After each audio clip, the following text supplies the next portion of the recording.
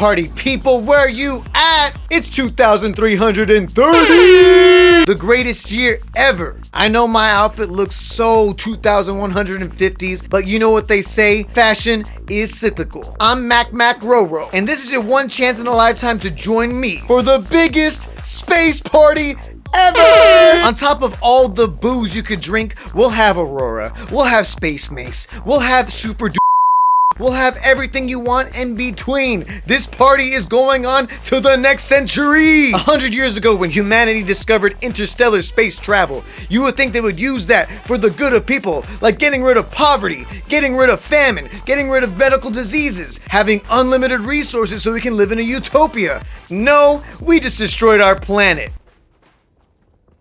and made the biggest starship party ever! So come join me on September 56th, 2,330! It is BYOBCHHT. Here are the star coordinates. No Crimson Fleet allowed. I'll see you there.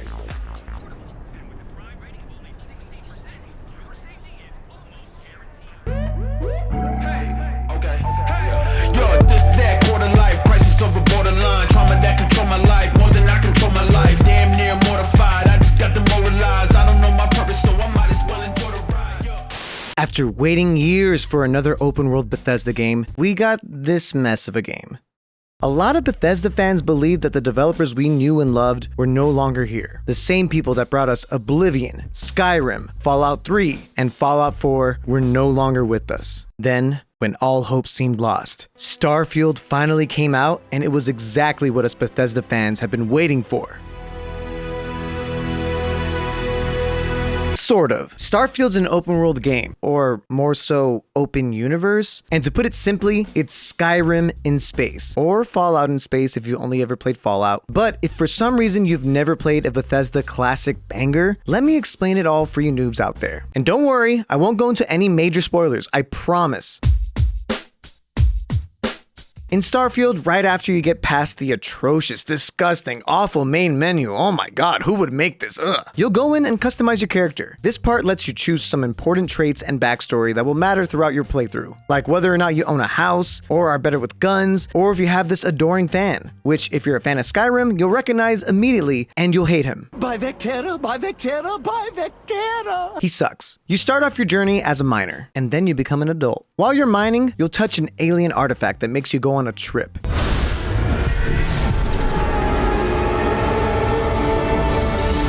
Then for seemingly no reason, you're just allowed to leave with the ship given to you by Barrett. And then, your real journey begins. The main quest will have you find more of these artifacts and uncover their secrets. But that'll just lead you down caves and mine shafts. Boring! This is actually a joke. The main story is pretty cool. I just don't want to spoil anything. Where the game is at its peak is everything else. You can become a space cowboy. You can try and deliver contraband and end up in jail. You can customize your ship and make it look like a Star Destroyer from Star Wars. You can dogfight in space. You can visit our solar system and realize that humanity really did mess up with Earth. You can gamble or go clubbing. You can be a criminal or save lives or just sit around and do nothing.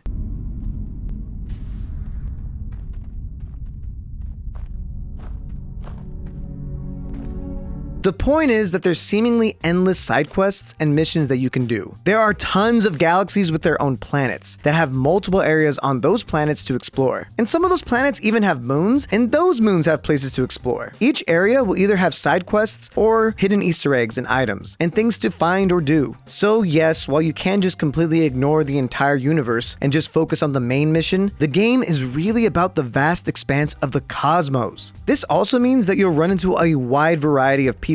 And there's also a ton of different factions that you can join, oppose, or just stay neutral from. Be warned though, bounties can be placed on you, meaning people will come out of nowhere and try to kill you. And your decisions on how you interact with different groups will change the outcome of your playthrough. So, like the last couple of Bethesda games, you will be given the choice of a wide range of companions that will join you on your ship and on your journey. They'll have their own stories and will either like or dislike your choices. And they can be romance because, of course. But 90% of the time, you'll just just use them as pack mules to carry all the crap that you find. So you can sell it and be rich and then buy more ship parts, because we just want this ship to look as ridiculous as possible, okay? And to man your ship, you can either use your companions or you can use random people that you find at clubs or bars, but they'll cost money. And they can also man your outposts. Yep, they brought it back from Fallout. There's outposts again. And these can generate passive resources for your character, and it acts like a little bit of a home for you. This aspect of the game didn't feel as fascinating to me, since I just preferred going out into the world and exploring than just working on my post. But some of you guys that played Sims before, you'll love this feature. But that's Starfield in a nutshell. A whole universe of things to do, all packaged in a $70 game. But is it worth it? I know you want me to give my opinion, so let's talk about... The combat is finally good for once. There's no VATS this time, but the gunplay improved drastically. And with different ways to approach fights, including cool persuasion and sneak options, it never felt boring. Although just shooting your way out is usually the best and easiest option. There's a new lockpicking system that I really like. It's called Digipicks. It's a fun mini puzzle that is challenging at times and very unforgiving if you make a mistake. But it's super satisfying when it all just clicks together. There's plenty of different worlds and cities with a wide variety of aesthetics and people. It's cool that there are some places that welcome criminal activity and others with a zero tolerance policy. The customization of your spacesuit, weapons, and ship is so vast. And with some items randomly dropping on enemies, it creates variety in each playthrough for every player. I feel like every time I watch a streamer play this game, they have a completely different setup than the last one. The skill tree is also really great. You can spec your character to be better at persuasion or guns or just using your fists. Really read the skill tree options, because some of them will just straight up unlock your ability to do things like use a jetpack or pickpocket, things that you normally were just able to do by default in previous games. The main factions all have their pros and cons as to why you would join or betray them, which adds a layer of replayability, so I will gladly try a different faction next time. But until then, I'm a space cowboy, baby! The music... It's really good. This might be Bethesda's best score. And before you're like, wait, but Fallout had really good music. Yeah, but that wasn't their score. And lastly, the main story, as well as the stories on the side, are all great. I love the world building for this game. The characters and their backgrounds, even the existence of space cowboys, baby. They make sense, and I love it. Where do I begin? If this game came out in 2009, I'd believe you. When people said that this game is Skyrim or Fallout in space, I didn't think that's literally what this would be. I know some people like the Bethesda style, but to me it just looks so dated. The robotic looking NPCs look goofy in every dialogue, and most of the game is dialogue. Besides the graphics, which can be sort of forgiven, there's just so many bugs. A lot of them are really funny or just get you free things, but some of the bugs can be game breaking, requiring you to have to go back to your last save point. There's also so many loading screens, loading between every little thing that you do. Open a door, loading. Elevator, loading. Fast travel. Okay, well that makes sense. There was probably a way to hide the loading screens with cool animations in between, but come on, it's Bethesda. That's their slogan. Also, the amount of time it takes to get up and sit down on your pilot's chair.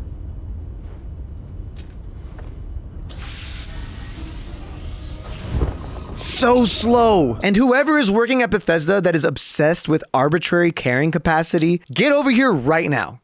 Come closer.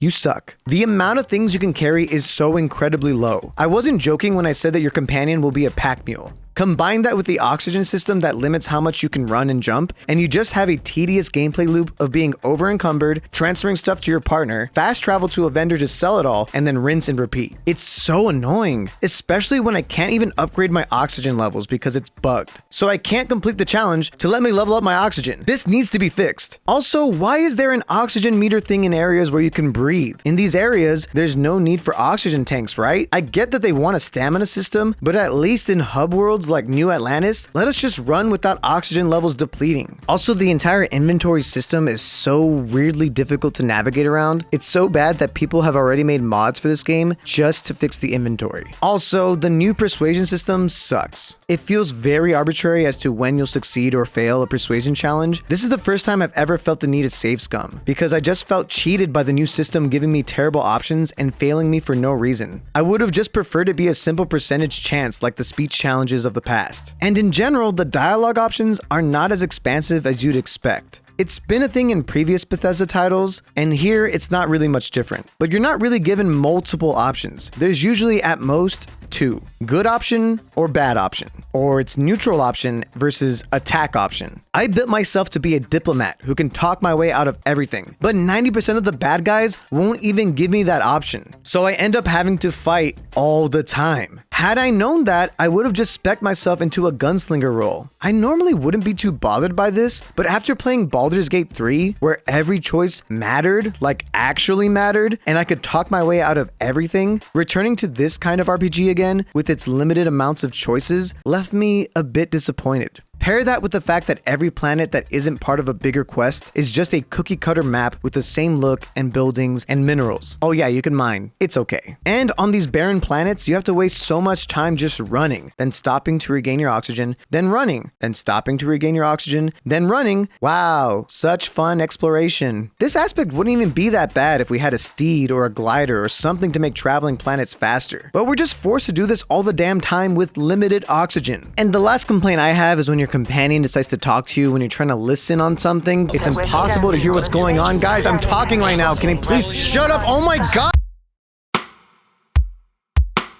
As a big fan of Fallout 3 and 4, games I 100%ed and played over and over again, I found parts of this game very enjoyable. But all the issues that plague those games persist here, and are way more noticeable since now I'm an adult with access to way more games. And I just know that this game could have been better. Don't get me wrong, Starfield is still a ton of fun, and most people will get lost in the sauce of space, and never need to play another game ever again. But I think for $70 in 2023, we as players deserve more polish than this clunky game. I enjoyed my time with this game, but overall, I think I'll be giving Starfield a 7.5 out of 10. Skyrim and Fallout fans will find it familiar and might even love it, but it needs to fix a lot of its issues. I want more explore and less of a chore. But what do you think? Have you played Starfield? If so, what would you rate it? Also, let me know what your favorite companion is and why it's Vasco, because Vasco's the boy. Let me know in the comments down below. Okay guys, I'm gonna join that big space party and try the So, I'll catch you later. Ya noob.